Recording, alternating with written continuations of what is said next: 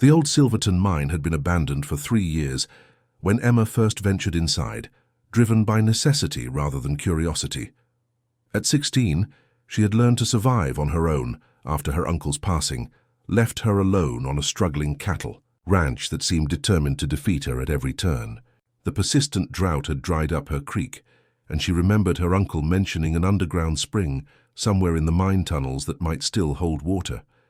With her last barrel nearly empty and the nearest town a hard day's ride away, she had no choice but to explore the dark passages carved into the canyon wall.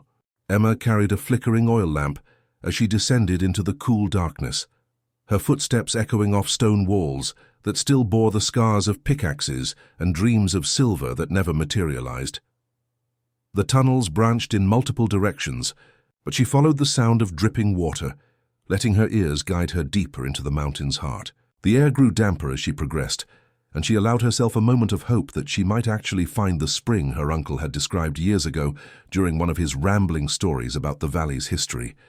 She rounded a corner and froze completely, her lamp casting wild shadows across an impossible sight. A man sat slumped against the far wall of a widened chamber, his wrists and ankles bound by heavy iron chains, bolted directly into the rock itself. His head hung forward, dark hair obscuring his face, his breathing shallow but steady. His clothes were torn and filthy, suggesting he had been here for days, perhaps longer.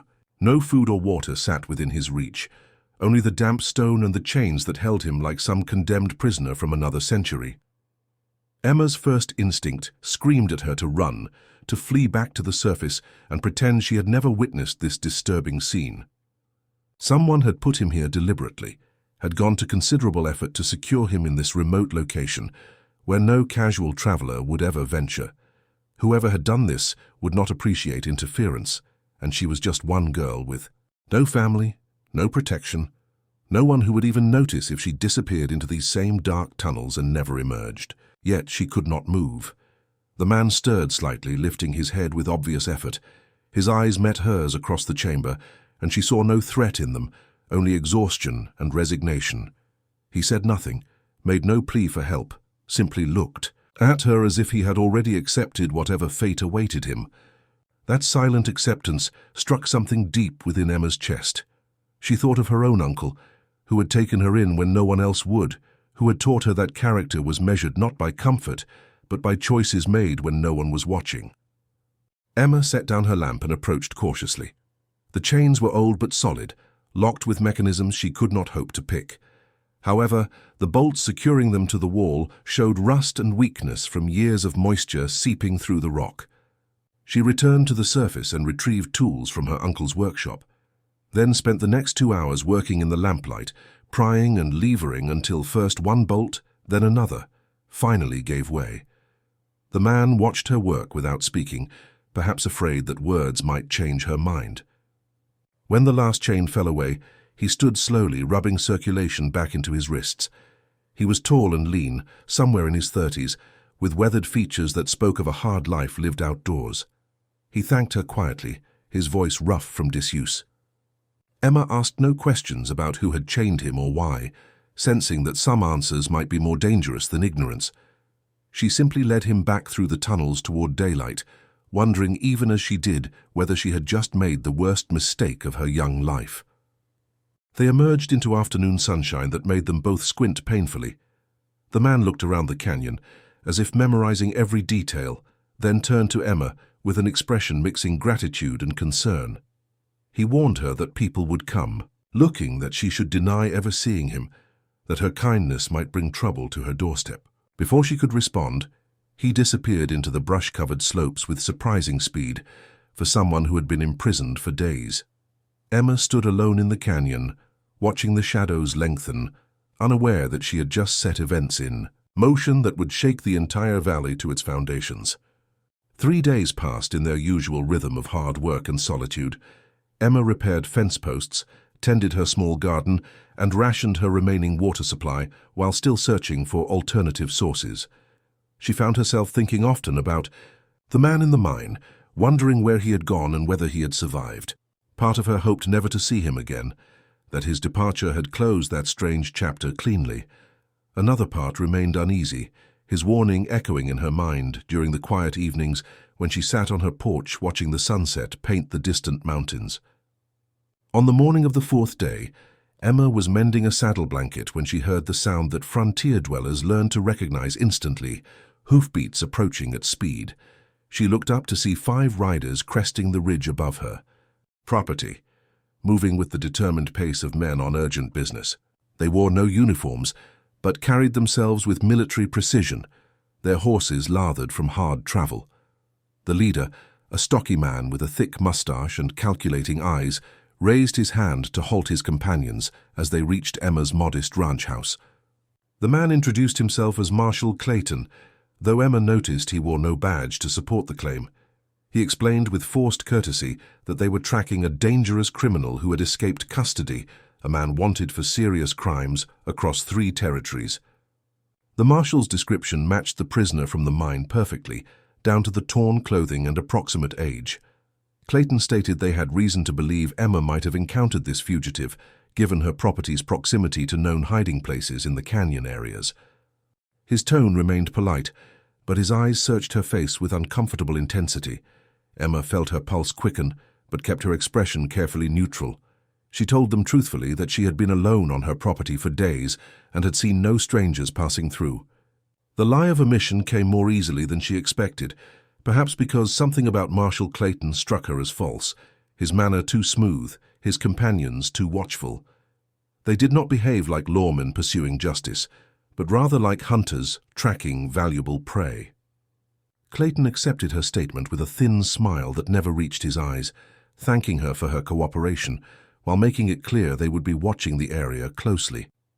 As the riders departed, Emma noticed one of them lagging behind slightly, glancing back at her with an expression she could not quite read. The group disappeared over the ridge heading east, their dust trail hanging in the still air like a question mark. Emma returned to her work, but her hands shook slightly as she tried to focus on the saddle blanket. She had just lied to armed men who clearly suspected her involvement, and the game she had unwittingly entered was far from over. That afternoon brought more riders, this time approaching from the south. A group of 7 men, rougher in appearance than Clayton's group, led by a weather-beaten rancher, who introduced himself simply as Garrett. He claimed the escaped prisoner had stolen valuable property from his land and injured one of his workers during the theft. Garrett's version contradicted Clayton's story in several key details, and Emma realized with growing alarm that multiple groups were hunting the same man for different alleged reasons. She repeated her denial of having seen anyone, but Garrett's skeptical expression suggested he believed otherwise. As the second group rode away, Emma stood in her yard watching the horizon nervously. 2 groups had already come searching, and the freed prisoner's warning now seemed prophetically understated. She wondered how many more would arrive, and more. Troubling still, she wondered which, if any of them, was telling the truth about who the mysterious prisoner really was, and what he had done to warrant being chained in an abandoned mine. The valley that had been her quiet refuge suddenly felt like a trap closing slowly around her, and she had no idea which direction safety might lie. The next morning shattered any hope that the situation might resolve quietly. Emma woke to a sound she had never experienced before, the distant rumble of many horses moving together, so numerous that the ground itself seemed to vibrate with their approach. She rushed outside to see not 1 or 2 groups, but multiple columns of riders converging on the valley from different directions, like spokes meeting at a wheel's hub. Her isolated ranch sat almost exactly at the center point where these groups would intersect. And the realization filled her with cold dread. From the north came at least 20 riders flying a makeshift flag, organized like a militia. From the west appeared another large group. These men dressed in the practical gear of working cowboys, clearly assembled from neighboring ranches. Marshal Clayton's group returned from the east, now reinforced with additional men, whose hard faces suggested they were hired specifically for confrontation rather than legitimate law enforcement. Even from the south, where Garrett's group had departed the previous day, fresh riders appeared on the horizon. Emma counted roughly 60 men total, all armed, all determined, all headed directly toward her property. She had no time to flee, nowhere to run even if she tried. Within an hour, the various groups had established positions around her ranch, maintaining wary distances from each other, but collectively surrounding her home in a tense standoff. No one made overtly hostile moves toward her, but the message was unmistakably clear. They all believed she knew something about the prisoner's whereabouts, and they intended to wait until someone revealed the truth. Emma felt like a rabbit caught in an open field with hawks circling overhead, each waiting for the others to make the first move. Marshal Clayton approached first, dismounting to speak with her while his men kept weapons ready, but not raised. He abandoned his earlier courtesy, stating bluntly that they knew she had been at the old mine recently, that tracks and disturbed earth told a clear story. He did not accuse her directly of freeing the prisoner, but he made plain that cooperation would be appreciated and rewarded, while continued denial would lead to complications she would not enjoy. His underlying threat hung in the air like smoke. Before Emma could respond, Garrett rode forward as well, apparently unwilling to let Clayton control the conversation. He countered Clayton's claims with his own version, insisting that the prisoner was actually a witness to crimes committed by corrupt officials, which was why certain parties wanted him silenced permanently. Garrett positioned himself as a protector, seeking to bring the man to safety, though his armed riders suggested his methods would be equally forceful regardless of noble intentions. The two men argued heatedly, while Emma stood between them. Realizing she had become a pawn in a much larger conflict she barely understood. The Northern Militia's leader then joined the confrontation, adding yet another layer to the confusion. He claimed the prisoner was a former associate who had betrayed their group and needed to answer for his actions before their own council. Each faction presented a different narrative, each insisting their cause was just, each demanding Emma's assistance in locating the man she had freed. The contradictions piled upon each other until Emma could no longer determine which story, if any, contained truth. As tensions escalated and arguments grew louder, Emma noticed something the men had apparently missed in their focus on each other. Fresh tracks led from the brush behind her barn toward the rocky slopes beyond. Made within the last few hours, the freed prisoner had returned, had been watching from somewhere nearby and had moved recently. She alone seemed to have spotted the signs, and she faced an instant decision: reveal this discovery to one of the factions or protect the man who might not deserve protection. The weight of that choice pressed down on her, as the valley filled with armed men waiting for resolution. The standoff continued through the afternoon, as Emma refused to provide information she genuinely did not have. The various factions maintained their positions, clearly prepared to wait as long as necessary, turning her small ranch into an armed camp, divided into hostile sections. The Northern Militia set up on the ridge overlooking her property. Clayton's group claimed the eastern approach. Garrett's cowboys spread along the southern boundary. The western group, who had spoken least but watched most carefully, positioned themselves to block the obvious escape routes toward the distant hills. Emma moved through this tense landscape, trying to maintain her daily routine, though every action felt weighted with significance. When she drew water from her well, multiple sets of eyes tracked her movements. When she entered her barn to tend her horse, men shifted positions to maintain lines of sight. She was not precisely a prisoner, yet neither was she free, existing in a strange limbo where everyone waited for her to make a revealing mistake. The psychological pressure built steadily, and she understood this was partially the intent, to wear down her resistance through sheer exhaustion and anxiety. As evening approached, Emma sat on her porch, forcing herself to appear calm despite the chaos surrounding her home. That was when she noticed the subtle signal, a small stone placed deliberately on her windowsill, in a position she knew had been empty that morning. It was the kind of detail easily missed, almost certainly placed while the various groups were focused elsewhere. She recognized it as a message, though she could not yet decipher its meaning. The freed prisoner was definitely nearby, watching the situation, perhaps trying to communicate. After darkness fell, Emma lay in her bed fully clothed, listening to the sounds of men changing watch shifts around her property.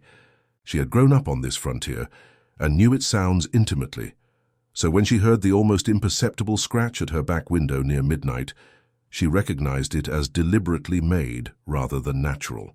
She moved silently to the window and found the freed prisoner crouched outside, his face barely visible in the starlight. He gestured for her to come outside, and despite every reasonable instinct warning her this was foolish, she slipped through the window to join him. They moved carefully through shadows to a small depression behind her property where they could speak in whispers without being overheard. The man finally introduced himself as Daniel Thornton, and he told her a story that explained much of the chaos now consuming her valley. He had been a surveyor working for the territorial government, documenting land claims and mineral rights.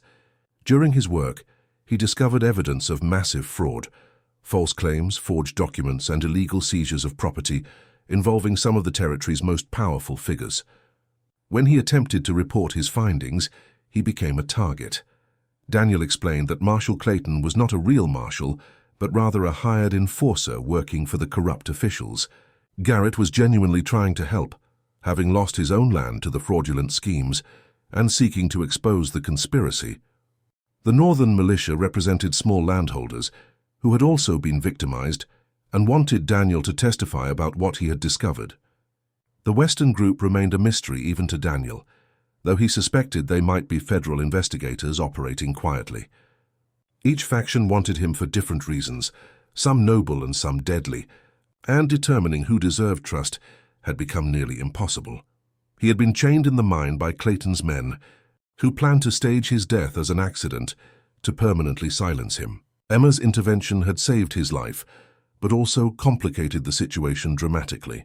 Daniel told her he had documentation hidden elsewhere that could expose the entire fraud network, but reaching it required getting past the surrounding riders. He had returned because he needed her help one more time, though he acknowledged he had no right to ask after already endangering her. His eyes held genuine regret, mixed with desperate determination. Emma listened to his story, weighing it against the competing narratives she had heard throughout the day. Something in Daniel's account rang true in ways the others had not, perhaps because he asked for her judgment rather than demanding her obedience. She thought of her uncle, who had always said that character showed itself not in grand speeches, but in small consistencies. Daniel had thanked her quietly when she freed him, had warned her of danger rather than disappearing silently, had returned to explain rather than abandoning her to face consequences alone. These small actions suggested integrity that the armed group surrounding her property had not demonstrated. She made her decision in that moment, though she knew it might prove catastrophically wrong. She would help Daniel recover his evidence and determine the truth, even if it meant further defying the dangerous men who had turned her valley into a battleground. Together, they began forming a risky plan that would require timing, courage, and a significant amount of luck to succeed. The plan Daniel and Emma devised was simple in concept, but terrifying in execution. The various factions surrounding her property maintained visual contact with each other, creating a web of surveillance that seemed impenetrable. However, their mutual distrust meant they positioned themselves to watch both Emma's ranch and their rival groups simultaneously. This created brief moments when sight lines overlapped, or when attention focused too heavily on potential threats from other factions. They would exploit these small gaps in a coordinated sequence that required split-second timing and absolute commitment. Emma spent the following day performing her normal routine, but subtly preparing for their attempt. She gathered supplies that could be explained as ordinary ranch work, rope, canvas, tools, but which would serve their actual purpose when the time came. She made deliberate trips to her barn and well, establishing patterns that the watching men would come to expect. Each movement was calculated to create the foundation for what would happen after sunset, when the reduced visibility would provide their only realistic chance of success. As afternoon faded toward evening, tensions among the surrounding groups escalated in an unexpected way. A dispute broke out between Clayton's men and the northern militia over water access from the creek that ran through Emma's property. The argument grew heated, with both sides posturing aggressively and drawing the attention of the other factions who moved into better positions to observe or intervene. Emma recognized this as the opportunity Daniel had predicted. When men focused on each other, they paid less attention to their supposed target. Under cover of the growing commotion, Emma moved to her barn as if conducting evening chores. Daniel had already infiltrated the structure hours earlier, hiding in the loft during daylight, while the various groups assumed he remained somewhere in the distant hills. Together they prepared Emma's horse and Daniel's borrowed mount, working silently, while outside the voices grew louder and more confrontational. The timing had to be perfect. They needed enough distraction to mask their departure, but not so. Much chaos that shooting might start and stray in their direction.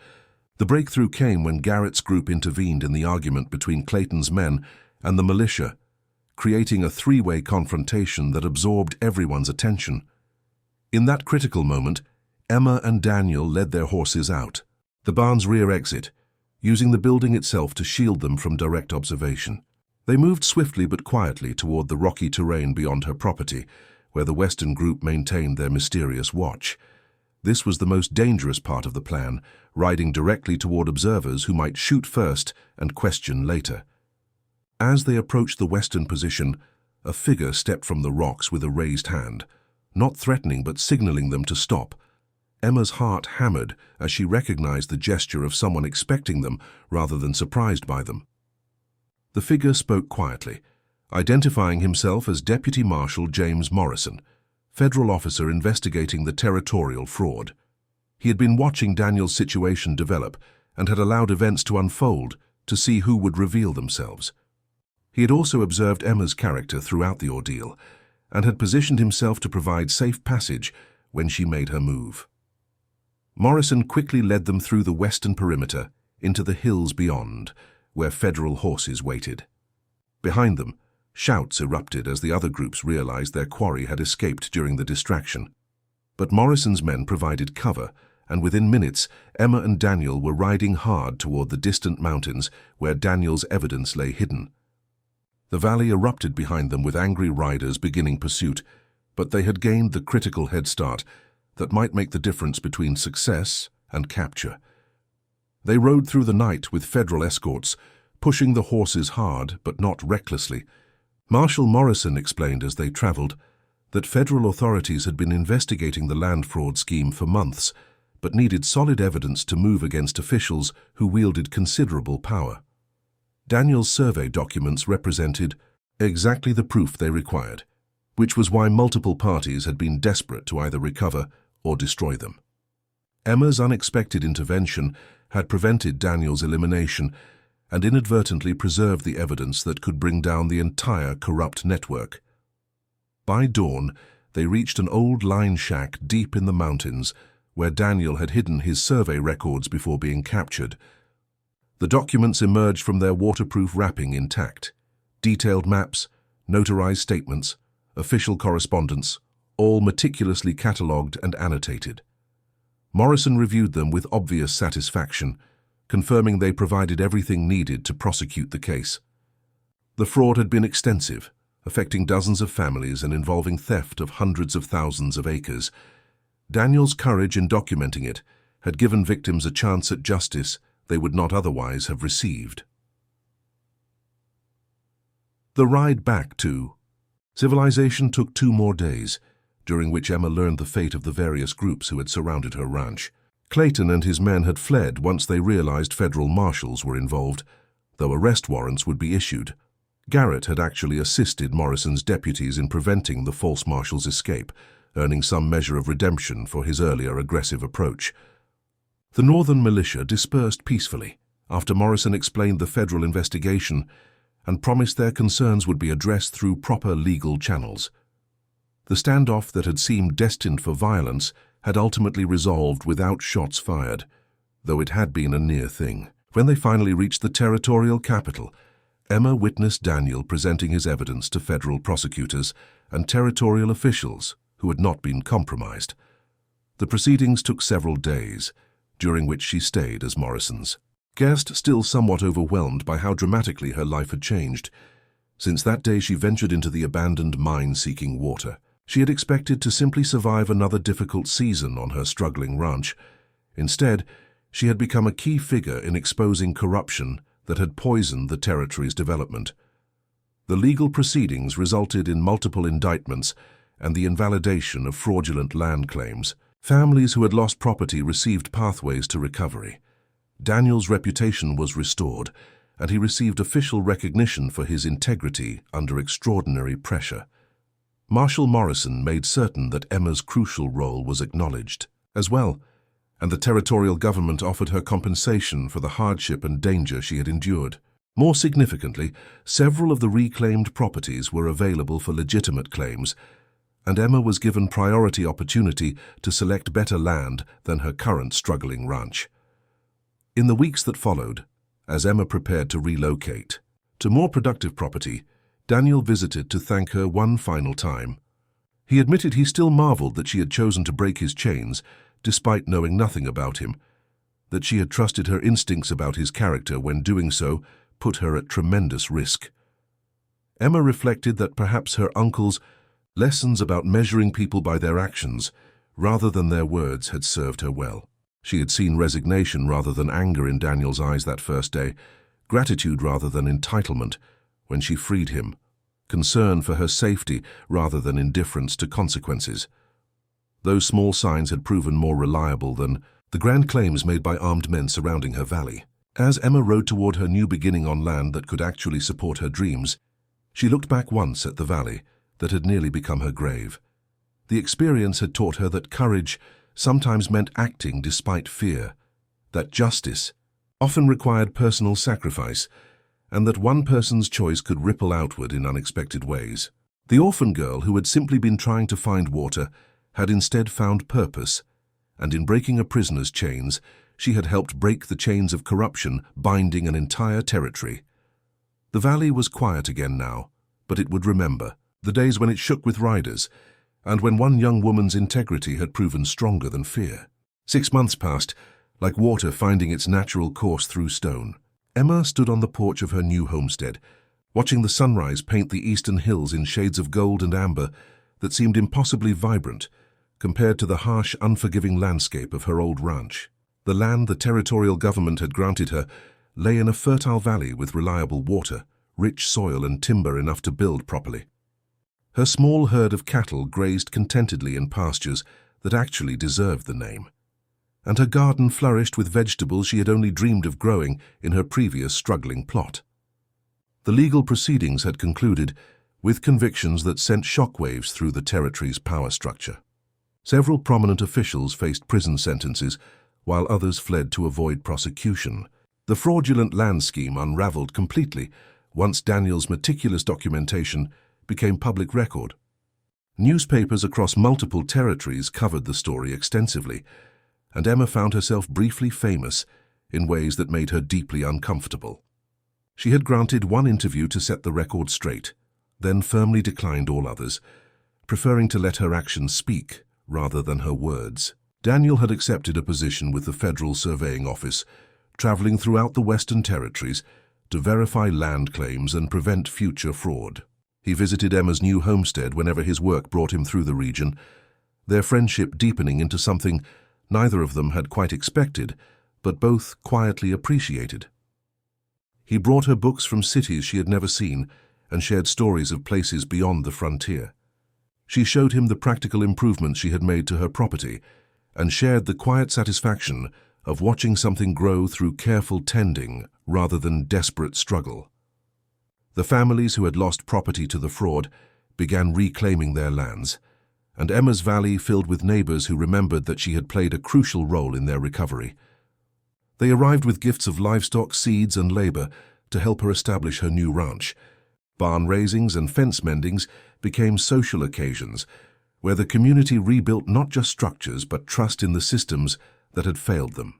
Emma discovered that loneliness, which had been her constant companion for so long, gradually transformed into belonging. Marshal Morrison stopped by periodically to check on her welfare and update her on ongoing investigations. He admitted that the case had revitalized his faith in ordinary citizens doing extraordinary things when circumstances demanded courage. He had seen too many people look away from injustice out of fear or apathy. Emma's decision to help a chained stranger without knowing whether he deserved rescue had reminded Morrison why he had become a lawman in the first place, because someone had to stand for principles when power threatened to overwhelm decency. One particular afternoon, as Emma repaired a section of her fence, a young couple arrived with a wagon full of possessions and hope in their eyes. They introduced themselves as the Hendersons, newly arrived from back east, seeking to start fresh in the territories. They had heard about land becoming available and wondered if Emma knew of any good parcels nearby. She smiled, recognizing in their nervous optimism the same determination she had carried when trying to survive on impossible land. She invited them for supper and spent the evening describing the valley's opportunities and challenges with the hard-won wisdom of someone who had learned frontier life through experience rather than imagination. As the Hendersons departed the next morning with detailed directions to available claims, Emma realized that her story had become part of the valley's larger narrative. People would remember not just the standoff with dozens of armed riders, but also the rebuilding that followed. They would tell their children about the orphan girl who chose compassion over safety and integrity over convenience. Those stories would matter more than any newspaper article because they would shape how future generations understood the choices that defined character. Emma returned to her daily work with renewed appreciation for the simple miracle of second chances. The cattle needed tending, the garden required weeding, and 100 small tasks awaited her attention. Yet each chore now carried different meaning than it had on her old struggling ranch. She was no longer merely surviving. She was building something that would last, creating a foundation that could weather the inevitable storms of frontier life because it rested on solid ground, both literally and figuratively. As evening approached and she sat on her porch watching shadows lengthen across her productive land, Emma thought about the day she had ventured into that abandoned mine seeking water. She had found something far more valuable than any spring could have provided. She had discovered that her uncle's teachings about character and courage were not just comforting words, but practical wisdom that could navigate even the most dangerous situations. She had learned that trust, carefully given to those who earned it through actions rather than promises, could change the course of events that seemed predetermined toward tragedy. The valley stretched before her in peaceful stillness, bearing no trace of the chaos that had erupted 6 months earlier. The riders who had surrounded her old ranch had scattered to their various fates, but the land remained patient and permanent. Emma understood now that places remembered people not through monuments or grand declarations, but through the quiet legacy of choices made when no one was watching and everything was at risk. She had broken a prisoner's chains, and in doing so had helped break chains of corruption that bound far more people than she would ever personally meet. Tomorrow would bring new challenges, new decisions, new opportunities to define herself through actions rather than circumstances. But tonight Emma simply sat in grateful silence, watching stars emerge one by one across the darkening sky, each point of light a reminder that even in vast darkness, small sources of illumination could guide those willing to look up and choose their direction. The orphan girl who had once been alone in an unforgiving landscape now belonged to a community, and that belonging had been earned through the simple but profound act of choosing mercy when fear would have been easier. The valley had shaken with riders, but it had steadied under the weight of integrity, and that foundation would endure long after the dust of conflict had settled into memory.